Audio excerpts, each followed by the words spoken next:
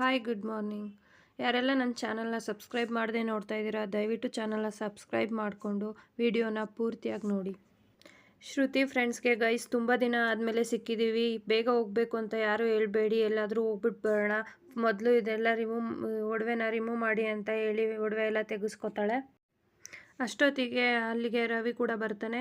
ರವಿ ಬಂದವನು ನೀವೆಲ್ಲ ಊಟ ಮಾಡಿದ್ರೆ ಬನ್ನಿ ಊಟ ಮಾಡೋಣ ಅಂತ ಅಂತಾನೆ. ಅಷ್ಟೊತ್ತಿಗೆ ಒಂದು ಅಜ್ಜಿ ಬಂದುಬಿಟ್ಟು ಶ್ರುತಿ ಚೆನ್ನಾಗಿದೆಯಮ್ಮ, ನೀನು ಚಿಕ್ಕವಳಿದ್ದಾಗಿ ನಾನು ನಿನ್ನ ನೋಡಿದ್ದು ಅಂತ ಅಂತಾಳೆ.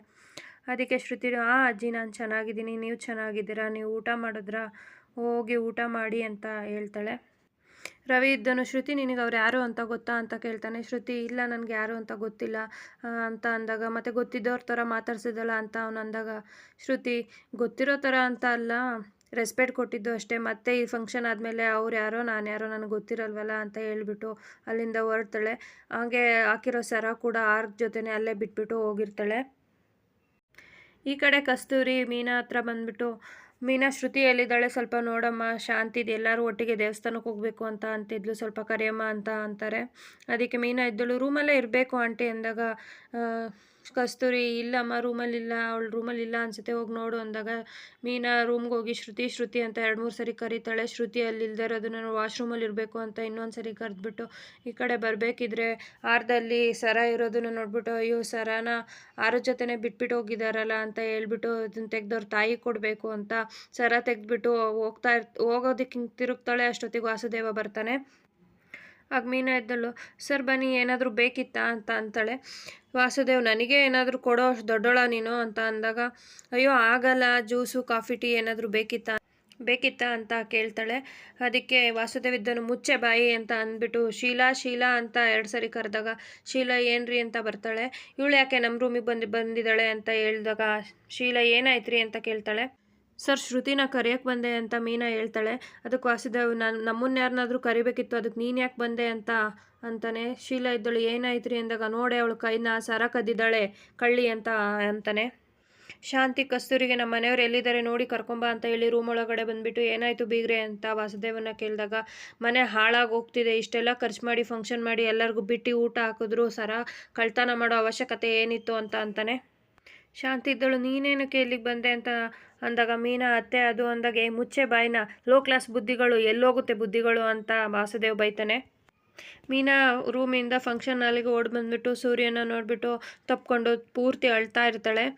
ಅಷ್ಟೊತ್ತಿಗೆ ಸೂರ್ಯ ಇದ್ದವನು ಏನಾಯ್ತಮ್ಮ ಮೀನಾ ಅಂತ ಅಂದಾಗ, ವಾಸುದೇವ್ ಅಲ್ಲಿಗೆ ಬಂದುಬಿಟ್ಟು ಇನ್ನೂ ಇಲ್ಲೇ ಇದೆಯಾ ನಾಚಿಕೆ ಇಲ್ದಂಗೆ, ಹೋಗಮ್ಮ ಆಚೆಗೆ ಅಂತ ಬೈತಾನೆ. ಅದಕ್ಕೆ ರಂಗನಾಥ್ ಇದ್ದರು ಈ ಮಾತನ್ನು ಯಾರಿಗೆ ಹೇಳ್ತಾ ಇದ್ದೀರಾ ಸರ್ ಅಂತ ವಾಸುದೇವ್ಗೆ ಹೇಳಿದಾಗ, ವಾಸುದೇವ್ ಇದ್ದವನು ಇನ್ಯಾರಿಗೆ ಈ ಹೂ ಕೊಟ್ಟವಳಿಗೆ ಅಂತ ಹೇಳ್ತಾನೆ. ಹೇ ಹುಡುಗಿ ಸುಮ್ಮನೆ ಇಲ್ಲಿಂದ ಹೋಗ್ತೇ ಇಲ್ಲ ಕುತ್ಕೇಳ್ದ ಆಚೆಗೆ ತಳ್ಳಬೇಕಾ ಅಂತ ವಾಸುದೇವ್ ಅಂದಾಗ, ರಂಗನಾಥ್ ಇದ್ದರು ವಾಸು ಅಂತ ಕೈ ಜೋರಾಗಿ ತೋರಿಸ್ಬಿಟ್ಟು ಸಿಟ್ಟಲ್ಲಿ ಕೂಗ್ತಾರೆ. ನನ್ನ ಸೊಸೆ ಬಗ್ಗೆ ಕೇವಲವಾಗಿ ಮಾತಾಡಿದ್ರೆ ನಾನು ಸುಮ್ಮನೆ ಇರಲ್ಲ ಅಂತ ರಂಗನಾಥ್ ಹೇಳ್ತಾರೆ. ಅದಕ್ಕೆ ವಾಸುದೇವ್ ಇದ್ದರು ನಾನಲ್ಲ ರಂಗನಾಥ್ ಕೇವಲವಾಗಿ ನಡ್ಕೊಂಡಿರೋದು, ಅವಳು ಕೇವಲವಾಗಿ ನಡ್ಕೊಂಡಿರೋದು ಅಂತ ಅನ್ಬೇಕಾದ್ರೆ, ಕೇವಲವಾಗಿ ನಡ್ಕೊಳ್ಳೋಕ್ಕೆ ಅವಳು ನೀನಲ್ಲ ಕಣಯ್ಯ ನನ್ನ ಸೊಸೆ ಅಂತ ಅಂತಾನೆ. ಅದಕ್ಕೆ ವಾಸುದೇವ್ ಇದ್ದನು ರಂಗ ಮುಚ್ಚೋ ಬಾಯಿ ಅಂತ ಅಂತಾನೆ. ರಂಗನಾಥ್ ಇದ್ದರು ವಾಸುದೇವ ನೀನು ಮುಚ್ಚೋ ಬಾಯಿ ಅಂತ ಅಂದಾಗ, ವಾಸುದೇವ್ ಇದ್ದರು ಅಂದಾಗ ರಂಗನಾಥ್ ಕೂಡ ಅಂತ ತುಂಬ ಜೋರಾಗೆ ಸೌಂಡ್ ಮಾಡ್ತಾರೆ. ರಂಗನಾಥ್ ಇದ್ದರು ಗಂಟ್ಲು ನಿನಗಿಂತ ಜೋರಾಗೆ ಇದೆ ಕಣಲೆ ಅಂತ ಅಂತಾರೆ. ಅದಕ್ಕೆ ಸೂರ್ಯ ಇದ್ದನು ಅಪ್ಪ ಸಮಾಧಾನ ಮಾಡ್ಕೊಳಪ್ಪ ಅಂತ ಅಂದ್ಬಿಟ್ಟು, ಸರ್ ಯಾಕೆ ಸರ್ ನನ್ನ ಹೆಂಡತಿ ಮೇಲೆ ಸುಮ್ಮನೆ ಕೂಗಾಡ್ತಾ ಇದ್ದೀರಾ, ಇಲ್ಲದೆ ಇರೋದೆಲ್ಲ ಹೇಳ್ತಾ ಇದ್ದೀರಾ ಅಂತ ಅಂದಾಗ, ಶಾಂತಮ್ಮ ನೀವೇನು ನೋಡಿದ್ರಿ ಅದನ್ನ ಹೇಳಿ ಅಂತ ವಾಸುದೇವ್ ಹೇಳ್ತಾನೆ. ರಂಗನಾಥ್ ಇದ್ದರು ಏನೇ ಅದು ಶಾಂತಿ ಅಂತ ಸಿಟ್ಟಲ್ಲಿ ಕೇಳಿದಾಗ, ನಾನೇ ಹೇಳ್ತೀನಿ ಅಂತ ವಾಸುದೇವ್ ಇದ್ದವರು ಯಾರು ಇಲ್ದಿರೋ ಟೈಮ್ ನೋಡ್ಕೊಂಡು ಹೆಣ್ಣಿನ ರೂಮಿಗೆ ಹೋಗಿ ಚಿನ್ನದ ಸರ ಕದ್ದಿದ್ದಾಳೆ ಅಂತ ವಾಸುದೇವ್ ಹೇಳ್ತಾನೆ. ಅದಕ್ಕೆ ಕಸ್ತೂರಿ ಇದ್ದಳು ಮೀನಾ ನಿಜನಾ ಇದು ಅಂತ ಕೇಳಿದಾಗ, ರಂಗನಾಥು ಸುಳ್ಳು, ಇದು ಮೀನಾನೇ ನಿಜ ಅಂತ ಹೇಳಿದ್ರು ನಂಬೋ ಅಂತ ಮಗ ಅಲ್ಲ ನಾನು ಅಂತ ಹೇಳ್ತಾನೆ. ಏನೋ ಅಂದ್ಕೊಂಡಿದ್ದೀರೋ ನನ್ನ ಸೊಸೆನ, ಪ್ರಾಣ ಹೋಗೋ ಅಂಥ ಸಂದರ್ಭ ಬಂದರೂ ಬೇರೆಯವ್ರ ಕಾಸನ್ನು ಮುಟ್ಟೋಳು ಅಂತಾಳಲ್ಲ ಇವಳು ಅಂತ ರಂಗನಾಥ್ ಹೇಳ್ತಾನೆ. ಅದಕ್ಕೆ ವಾಸುದೇವ್ ಇದ್ದು ಹಂಗಾರೆ ನಾನು ಹೇಳ್ತಿರೋದು ಸುಳ್ಳ ಅಂತ ಅಂತಾನೆ. ರಂಗನಾಥ್ ಇದ್ದವರು ಸುಳ್ಳು ಬರೀ ಸುಳ್ಳು ಅಂತ ಹೇಳಿದಾಗ, ವಾಸುದೇವ್ ಇದ್ದವರು ರೀ ಶಾಂತಿ ನೀವೇನು ನೋಡಿದ್ರಿ ಹೇಳ್ರಿ ಸುಮ್ಮನೆ ನಿಂತಿದ್ದಾರಲ್ಲ ಅಂತ ಹೇಳ್ತಾನೆ. ಅದಕ್ಕೆ ಶಾಂತಿ ಇದ್ದಳು ಹೌದು ನಾನು ನೋಡಿದಾಗ ಸರ ಮೀನಿನ ಕೈಯಲ್ಲೇ ಇತ್ತು ಅಂತ ಹೇಳ್ತಾಳೆ. ಅದಕ್ಕೆ ಕಸ್ತೂರಿ ಶಾಂತಿ ಏನೇ ಹೇಳ್ತಾ ಇದೀಯಾ, ಕೈಯಲ್ಲಿ ಸರ ಇದ್ದ ಮಾತ್ರಕ್ಕೆ ಅವಳು ಕದ್ದಿದ್ದಾಳೆ ಅಂತನಾ ಅಂತ ಜೋರು ಮಾಡ್ತಾಳೆ. ಅದಕ್ಕೆ ಶಾಂತಿದ್ದಳು, ಅಲ್ಲ ಕಣೆ ಅವ್ರು ಕದ್ದಿದ್ದಾರೆ ಅಂತ ಹೇಳ್ತಿದಾರಲ್ಲ ಅಂತ ಅಂದಾಗ ರಂಗನಾಥ್ ಇದ್ದರು, ಹೇಳಿದ್ದನ್ನೆಲ್ಲ ನಂಬ್ತೀಯೇನೆ ಅಂತ ಹೊಡೆಯೋದಕ್ಕೆ ಹೋಗ್ತಾರೆ ಶಾಂತಿಗೆ. ಸೂರ್ಯ ಇದೇನು, ಅಪ್ಪ ಅಪ್ಪ ಸಮಾಧಾನ ಮಾಡ್ಕೊಳಪ್ಪ ಅಂತ ಹಿಂದೆ ಹೇಳ್ಕೊತಾನೆ. ಅದಕ್ಕೆ ರಂಗನಾಥ್ ಇದ್ದರು, ಸಮಾಧಾನನ ಏನಯ್ಯ, ಏನು ಸಮಾಧಾನ ಮಾಡ್ಕೊಳ್ಳೋದು ಅಂತ ಅಂತಾನೆ. ಅದಕ್ಕೆ ಅಪ್ಪ ಅಪ್ಪ ಶುಭ ಕಾರ್ಯ ನಡೀತಿದೆ, ಈಗೆಲ್ಲ ಮಾಡಬಾರ್ದಪ್ಪ ಅಂತ ಸೂರ್ಯ ಹೇಳ್ಬೇಕಾದ್ರೆ, ನನ್ನ ಸೊಸೆ ಕಳ್ಳಿನ ಏನಯ್ಯ ಹೇಳ್ತಿದ್ದಾರೆ ಇವರು ಅಂತ ಅಂದಾಗ ವಾಸುದೇವ್ಗೂ, ಕಳ್ಳಿ ಅಂತ ಯಾವ ನನ್ನ ಮಗ ಹೇಳಿದ್ದು, ಕಳ್ಳಿ ಅಂತ ಅಲ್ಲ ಹೇಳಿದ್ದು, ಕಳ್ತನ ಮಾಡ್ತಿದ್ದಾಳೆ ಅಂತಲೇ ಹೇಳಿದ್ದು ಅಂತ ಹೇಳ್ತಾನೆ.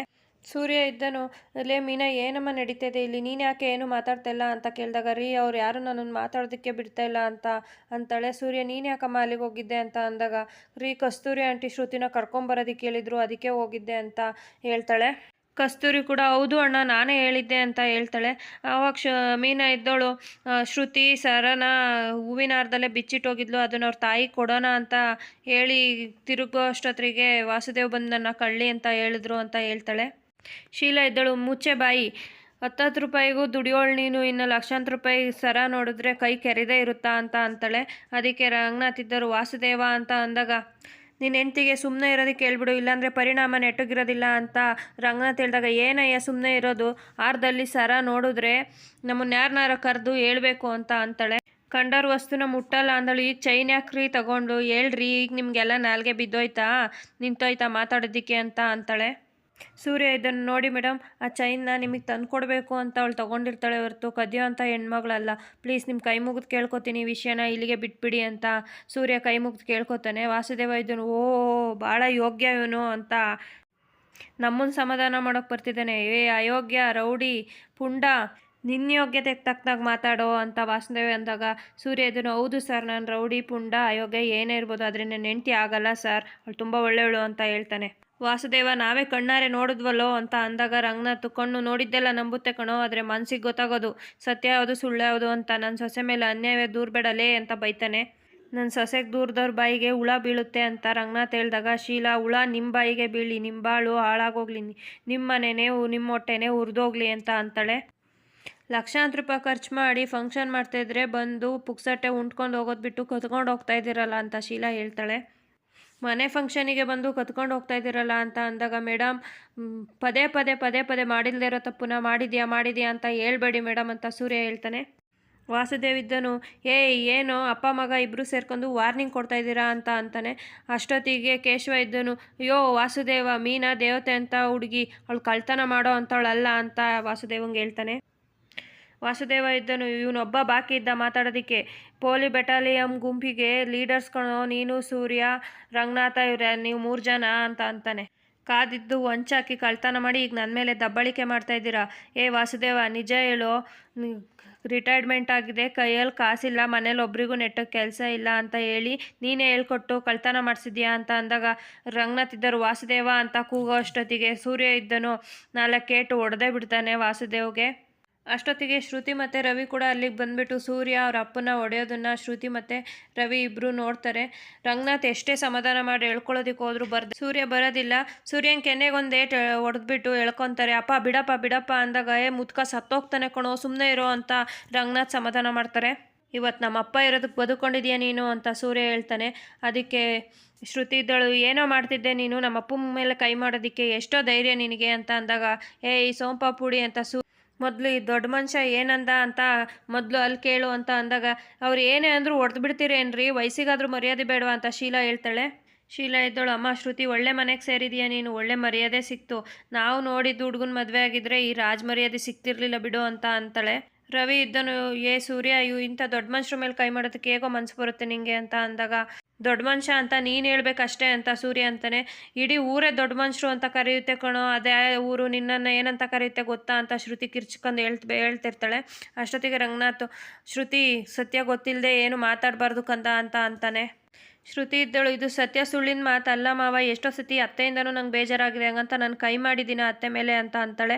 ಅದಕ್ಕೆ ಶೀಲಾ ಇದ್ದಳು, ಇದಕ್ಕೆ ಹೇಳಿದ್ದು ಈ ರೌಡಿ ಫಂಕ್ಷನಿಗೆ ಬರೋದು ಬೇಡ ಅಂತ ಅಂದಾಗ ಶ್ರುತಿ ಇದ್ದಳು, ನಾನು ಕೇಳಿದ್ನ ಬಿಟ್ಟು ಅಲ್ಲಿ ನಿಂತಿದ್ದಾರಲ್ಲ ನಮ್ಮ ಯಜಮಾನ್ರು, ಅವ್ರು ಕೇಳಿಲ್ಲ, ಈ ಗಂಡ ಹೆಂಡತಿ ಇಬ್ಬರು ಸೇರಿಕೊಂಡು ಮಾಡಬಾರ್ದು ಅನಾಚಾರ ಎಲ್ಲ ಮಾಡ್ತಿದ್ದಾರೆ ಅಂತ ಅಂತಾಳೆ. ಅದಕ್ಕೆ ಸೂರ್ಯದನು, ಅಪ್ಪ ಇಲ್ಲೆಲ್ಲ ನಡೆದಿರೋದೆಲ್ಲ ನೋಡಿನೂ ಸಕ್ಕರೆ ಈ ರೀತಿ ಮಾತಾಡ್ತಾ ಇದ್ದಾರೆ, ಸುಮ್ಮನಿರ ಕೇಳಪ್ಪ ಅಂತ ಹೇಳ್ತಾನೆ. ಅದಕ್ಕೆ ಶಾಂತಿದಳು ಅಲ್ಲ ನಾನು ಅಂತ ಅಂದಾಗ ರಂಗನಾಥ್ ಈ ಮುಚ್ಚೆ ಬಾಯಿ ಸಾಕ ಮರ್ಯಾದೆ ಸಾಕಾ ಕರೆದು ಮರ್ಯಾದೆ ಕೊಟ್ಟರು ಚೆನ್ನಾಗಿ ಬಾ ಮನೆಗೆ ಹೋಗೋಣ ನಡ್ರಿ ಎಲ್ಲರೂ ಸಾಕು ಅಂತ ಅಂದ್ಬಿಟ್ಟು ರವಿ ನಿನ್ನ ಹೆಂಡ್ತಿನ ಕರ್ಕೊಂಬಾರಪ್ಪ ಅಂತ ಹೇಳ್ಬಿಟ್ಟು ಹೋಗೋದಕ್ಕೆ ರೆಡಿ ಆಗ್ತಾರೆ. ಅಷ್ಟೊತ್ತಿಗೆ ಈ ಕಡೆ ವಾಸುದೇವ್ ನಾಟಕ ಶುರು ಮಾಡ್ಕೊಂಡು ಶ್ರುತಿಗೆ ತುಂಬ ಪ್ರೀತಿ ಇರೋ ಥರ ನಾಟಕ ಮಾಡಿಬಿಟ್ಟು ಹೇಳ್ತಾ ಇರ್ತಾನೆ, ನೋಡಮ್ಮ ನಿನ್ನ ಮದುವೆ ಅದೇ ಅನ್ನೋದೊಂದು ಬಿಟ್ಟರೆ ನಿನ್ನ ಮೇಲೆ ನನಗೆ ತುಂಬ ಪ್ರೀತಿ ಇದೆ ಅಂತ ಹೇಳ್ತಾ ಇರ್ತಾನೆ. ಶಾಂತಿದ್ದಳು ಬಾರಮ್ಮ ಹೋಗೋಣ ಅಂದಾಗ ಶ್ರುತಿ ನಾನು ಬರಲ್ಲ, ನನ್ನ ತಂದೆ ಮೇಲೆ ಕೈ ಮಾಡಿರೋ ನೀಚರಿರೋ ಜಾಗಕ್ಕೆ ನಾನು ಚಪ್ಪಲಿನೂ ಕಳಿಸಲ್ಲ ಅಂತ ಹೇಳ್ತಾಳೆ. ಅಷ್ಟೊತ್ತಿಗೆ ಸೂರ್ಯ ಇದ್ದನು, ಹೇ ಇತ್ತು ನೀನು ಬರದೇ ಇದ್ರೆ ಬೇಡ ಹೋಗೆಲೆ ಅಂತ ಅಂದ್ಬಿಟ್ಟು ಅಲ್ಲಿಂದ ಮೀನನ್ನು ಕರ್ಕೊಂಡು ಹೋಗ್ತಾನೆ. ಎಲ್ಲರೂ ರವಿಗೆ ಶ್ರುತಿನ ಸಮಾಧಾನ ಮಾಡಿ ಕರ್ಕೊಂಬ ಅಂತ ಹೇಳ್ಬಿಟ್ಟು ಎಲ್ಲರೂ ಮನೆಗೆ ಹೋಗ್ತಾರೆ. ರೋಹಿಣಿ ಮತ್ತು ಪೂಜಾ ನಿನಗಿದೇ ಬೇಕಾಗಿತ್ತು ಅಲ್ವಾ ರೋಹಿಣಿ ಅಂತ ಅಂದಾಗ ಸಾಕು ಕಣೆ ಇಷ್ಟ ಆಗಿದ್ದು ಇನ್ನು ಮನೆಯಲ್ಲಿ ನನ್ನ ನಾಟ ಶುರು ಅಂತ ಹೇಳ್ಬಿಟ್ಟು ಎಲ್ಲರೂ ಮನೆಗೆ ಹೋಗ್ತಾರೆ. ಈ ಕಡೆ ಶಾಂತಿ ಸಿಟ್ಟಲ್ಲಿ ಆ ಕಡೆಯಿಂದ ಈ ಕಡೆ ಓಡಾಡ್ತಿರ್ತಾಳೆ. ಅಷ್ಟೊತ್ತಿಗೆ ಮನೋಜ್ ಬಂದುಬಿಟ್ಟು ಅಮ್ಮ ತುಂಬ ಹಸುವಾಗಿದೆ ಊಟ ಕೊಡಮ್ಮ ಇಲ್ಲ ಆರ್ಡ್ರ್ ಮಾಡೋಕ್ಕೆ ದುಡ್ಡು ಕೊಡಮ್ಮ ಅಂತ ಅಂದಾಗ ಎದ್ದೊಳೆ ಮೇಲೆ ನಿನಗೆ ಮನೆ ಹತ್ಕೊಂಡು ಉರಿತೈತೆ ನೀನು ಊಟ ಮಾಡಿಬಿಟ್ಟು ಚೆನ್ನಾಗಿ ನಿದ್ದೆ ಮಾಡಬೇಕಾ ಅಂತ ಅಂದ್ಬಿಟ್ಟು ಸಿಟ್ಟು ಮಾಡ್ಕೊತಾಳೆ. ಸೂರ್ಯನ್ ಕೂಡ ಬೈತಾ ಇರ್ತಾಳೆ, ಬರಬೇಡ ಅಂದ್ರೂ ನಿಮ್ಮಪ್ಪ ಕೂಡ ಬರಲ್ಲ ಫಂಕ್ಷನ್ಗೆ ಅಂತ ಹೇಳಿ ಕರ್ಕೊಂಡ್ಬಿಟ್ಟು ನನ್ನ ಮರ್ಯಾದೆ ತೆಗೆದ್ರು ಏನು ಅಂತ ಉಟ್ಬಿಟ್ನೋ ಆ ರೌಡಿ ನನ್ನ ಹೊಟ್ಟೆನಲ್ಲಿ ಹಾಗೆ ಹೀಗೆ ಅಂತ ಬೈತಾ ಇರ್ತಾಳೆ. ಅಷ್ಟೊತ್ತಿಗೆ ರಂಗನಾಥ್ ಕೂಡ ಅಲ್ಲಿಗೆ ಬರ್ತಾರೆ. ಬೀಗತಿ ಕೂಡ ಹೇಳಿದ್ರು ಅವ್ರನ್ನ ಕರ್ಕೊಂಬರ್ಬೇಡಿ ಅಂತ, ಆದರೂ ಬಂದುಬಿಟ್ಟ ಚೆನ್ನಾಗಿ ಇಳಿಸ್ಕೊಂಡಿದ್ದ ಅನಿಸುತ್ತೆ ಚೆನ್ನಾಗಿಟ್ಟ ಬತ್ತಿನ ಅಂತ ಸೂರ್ಯಂಗೆ ಬೈಬೇಕಿದ್ರೆ ನಿನಗೆ ಶಾರ್ಟ್ ಟೈಮ್ ಮೆಮೊರಿ ಅಂತಾರಲ್ಲ ಹಾಗೆ ಶಾರ್ಟ್ ಟೈಮು ಐಟೈಸು ಲಾಸ್ ಆಗಿದೆಯೇನೆ ನಿನಗೆ ಅಂತ ರಂಗನಾಥ್ ಸಿಟ್ಟಲ್ಲಿ ನೋಡ್ತಾ ಇರ್ತಾರೆ.